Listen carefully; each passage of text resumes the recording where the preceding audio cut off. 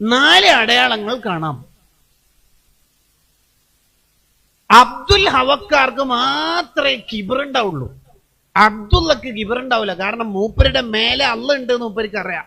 അതുകൊണ്ട് എങ്ങനെയാ കിബറുണ്ടാവുക? ഞാൻ എന്ന് പറയുന്ന സാധനത്തിനെ പൂജിക്കുന്ന ആൾക്ക് കിബറുണ്ടാവുള്ളൂ. ഒന്നാമത്തെ അടയാളം, തെറ്റ് തിരുത്തി കൊടുക്കുന്നത് മൂപ്പർക്ക് ഇഷ്ടാവില്ല. പ്രത്യേകിച്ച് സഹഭാരവാഹികൾ, സമകാലികർ, കീഴ്ഘടകത്തിലുള്ള ആൾക്കാർ തെറ്റ് തിരുത്തി കൊടുത്താൽ മൂപ്പര് ചൂടാവും. ആരാ പറയാൻ? ആരാ അഭിപ്രായം പറയാൻ? അങ്ങനെ പറയും. യഥാർത്ഥത്തിൽ ഒരാൾ നമുക്ക് തെറ്റ് തിരുത്തി തന്നാൽ ഇമാം ഗസാലി റളിയല്ലാഹു അൻഹു പറയുന്നുണ്ട്, നമ്മൾ സ്വീകരിക്കേണ്ട നിലപാട് എന്താണെന്ന് വെച്ചാൽ, ജസാക്കല്ലാഹു ഖൈറാ, ഞാനത് ശ്രദ്ധിച്ചിട്ടില്ലായിരുന്നു, നിങ്ങൾ പറഞ്ഞപ്പോഴാണ് എനിക്ക് മനസ്സിലായത്, അൽഹംദുലില്ലാഹ്, നിങ്ങൾക്ക് അള്ളാഹു മുന്തിയ പ്രതിഫലം തരട്ടെ എന്ന് ദ്വാരന്ന് കൊടുക്കേ വേണ്ടത്. സ്വഹാബിമാരിൽ നിന്ന് ദീൻ പഠിച്ച അത്വാ ഇബ്നു അബീ റബാഹ് റളിയല്ലാഹു അൻഹു പറയുന്നതാണ്, ഞാൻ ഒരു തവണ ബാർബർ ഷോപ്പിൽ പോയിട്ട് മുടി മുറിക്കുമ്പോൾ ഇടതുഭാഗം ഇങ്ങനെ കാണിച്ചു കൊടുത്തു. അപ്പൊ എന്നോട് ബാർബർ പറഞ്ഞു, വലതുഭാഗത്തോണ്ട് സ്റ്റാർട്ട് ചെയ്യലല്ലേ നല്ലത്, സുന്നത്ത്. ആ ശരിയല്ലേ, അത് വിട്ടുപോയി. അത്താഴ് തങ്ങൾ എല്ലാവരും കണ്ട് പറയും, എനിക്ക് ആ ബാർബറാണ് അത് പഠിപ്പിച്ചത്. കണ്ടോ, മനസ്സിന്റെ ശുദ്ധിയുടെ അടയാളാണ്. കണ്ടോ, അത്വാ റളിയല്ലാഹു അൻഹു എന്ന് പറഞ്ഞാൽ നൂറുകണക്കിന് സ്വഹാബിമാരെ കണ്ട് ദീൻ പഠിച്ച ആളാ. 40 കൊല്ലം പള്ളിയിൽ എഴുത്തിക്കാഫിരുന്ന മഹാനാ. ആ മഹാൻ കണ്ടോ, ഒരു നന്മ പറഞ്ഞു കൊടുത്ത ആളെ, തെറ്റ് തിരുത്തി തന്ന ആളെ വളരെ ആദരവോടുകൂടിയാണ് പരിചയപ്പെടുത്തുന്നത്. കിബറിന്റെ രണ്ടാമത്തെ അടയാളം, മൂപ്പർക്ക് എവിടെ പോയാലും മുന്തിയ കസേര വേണം. ഏതെങ്കിലും സ്ഥാപനത്തിന്റെ സമ്മേളനത്തിന് എൻട്രി പാസിന്റെ സ്റ്റിക്കർ കിട്ടിയില്ലെങ്കിൽ അടുത്ത കൊല്ലത്തെ തക്കാഫുലിന്റെ ഫണ്ട് ക്യാൻസൽ ആവാൻ സാധ്യത ഉണ്ടെന്ന് മലയാളം.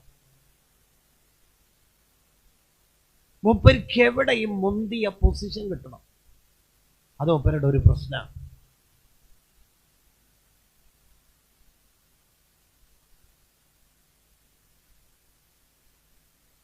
അത് മൂപ്പരുടെ ഒരു പ്രശ്നമാണ്. എവിടെയും മുന്നിൽ കസേര വേണം. സയ്യിദുനാ അലി ഇബ്നു അബീ ത്വാലിബ് റളിയല്ലാഹു അൻഹു പറയുന്നുണ്ട്, എനിക്ക് എപ്പോഴും മുമ്പിൽ കസേര വേണം, മുമ്പിൽ കസേര വേണം എന്ന് ചിന്തിച്ചാൽ നരകത്തിലെ സീറ്റ് ഉറപ്പിച്ചോട്ടെ. സീറ്റ് കൺഫേം ആണ്, വെയിറ്റിംഗ് ലിസ്റ്റ് അല്ല. അഥവാ അബൂജഹലോ മറ്റോ ഇരുന്നെങ്കിൽ എണീപ്പിക്കാൻ ടിടിആർ വരും എന്നർത്ഥം. സീറ്റ് ഉറപ്പിച്ചോട്ടെ, എന്താ വർത്താനം നോക്കിയേ. അല്ലാഹു നമ്മളെ കാത്ത് രക്ഷിക്കട്ടെ. മൂന്നാമത്തത്, കിബർ ഉണ്ടായി എന്നുള്ളതിന്റെ മൂന്നാമത്തെ അടയാളം ഇമാം ഗസാലി റളിയല്ലാഹു അൻഹു പറഞ്ഞ കാര്യം, പാവപ്പെട്ടവര് ക്ഷണിക്കുന്ന സദ്യക്ക് പോകാൻ മൂപ്പർക്ക് മടിയായിരിക്കും. പണക്കാരുടെ സൽക്കാരത്തിന് മൂപ്പര് എത്ര തിരക്കുണ്ടെങ്കിലും അവിടെ എത്തും. ഏത് പരിപാടിയും ക്യാൻസലാക്കിയിട്ട് അവിടെ എത്തും. പാവപ്പെട്ടവര് ക്ഷണിച്ച മൂപ്പര് പോകും ചെയ്യില്ല. നമ്മൾ ശ്രദ്ധിക്കണം. ഓരോ കാര്യം പറയുമ്പോഴും നമുക്കുണ്ടോ എന്ന് നമ്മൾ ആലോചിക്കണം. നാലാമത്തെ അടയാളം, വീട്ടിലേക്കുള്ള അവശ്യ വസ്തുക്കൾ വാങ്ങിക്കൊടുക്കാൻ അയാൾക്ക് മടിയുണ്ടാവും.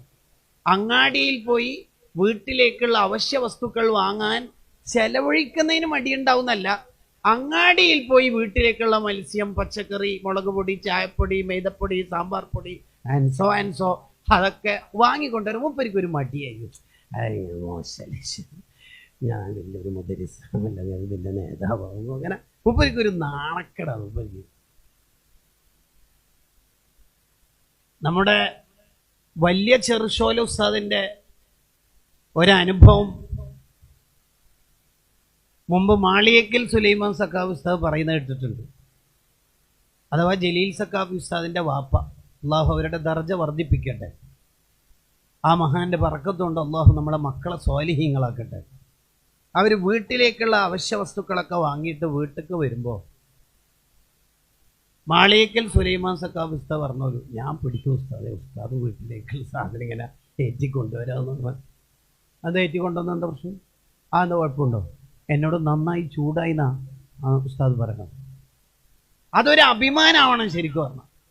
അബൂ ഹുറൈറ റളിയല്ലാഹു അൻഹു ഒക്കെ വീട്ടിലേക്കുള്ളത് അഹലുകാർക്കുള്ള വിറകൊക്കെ അമീറാവുന്ന കാലത്തു തന്നെ തലയിൽ ചുമന്ന് നടക്കുമായിരുന്നു എന്ന് ഇമാം ഷാറാനി റളിയല്ലാഹുവിന്റെ തംബീഹുൽ മുഖ്തരിനിൽ വായിച്ചു ഓർക്കുന്നുണ്ട്.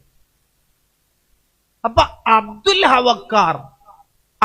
ഹവക്കാർ ഞാൻ എന്ന ഭാവം ഉള്ള ആൾക്കാരുടെ ദൈവം, അവൻ ആരാധിക്കുന്നത് ശരിക്കവൻ അബ്ദുള്ള എന്ന് വാദിക്കുന്നുണ്ടെങ്കിൽ പോലും അവനെ തന്നെയാണ് ആരാധിച്ചുകൊണ്ടിരിക്കുന്നത്. അതാണ് കിതാബിൽ പറയണത്, ഹത്തിം സ്വനമക വകുൻ ഇൻദ നഫ്സിക സഗീറ. നീ നിന്റെ ഉള്ളിൽ പൂജിച്ചു വെച്ചിരിക്കുന്ന ബിംബത്തെ അടിച്ചു പൊളിച്ചിട്ട് നീ നിന്റെ അടുത്ത് തന്നെ ചെറുതാവണം. ബാക്കിയുള്ള ആളെ നിന്നെ വലുതാക്കട്ടെ ചെറുതാവട്ടെ, നീ നിന്നെ കുറിച്ച് എപ്പോഴും ചിന്തിക്കുമ്പോ ചെറുതാവണം. ആ പ്രയോഗം നോക്കുങ്ങൾ. ബാക്കിയുള്ള ആള് ചിലപ്പോ നിന്നെ നിന്ദിക്കും, നിന്നെ പുകഴ്ത്തും ഒക്കെ ഉണ്ടാവും. അതൊന്നും നീ മെയിൻ്റെ ചെയ്യണ്ട.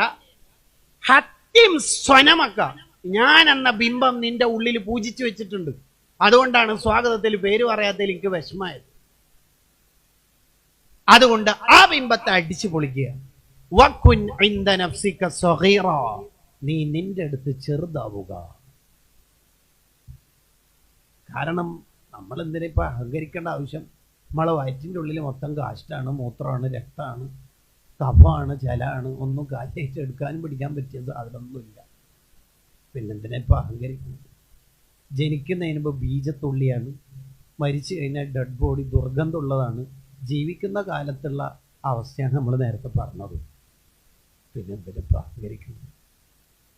അബ്ദുൽ ഹവക്കാരിക്കുള്ള അടുത്ത പ്രശ്നം എന്താണ് എന്ന് ചോദിച്ചാൽ, അവർക്കുള്ള അടുത്ത പ്രശ്നം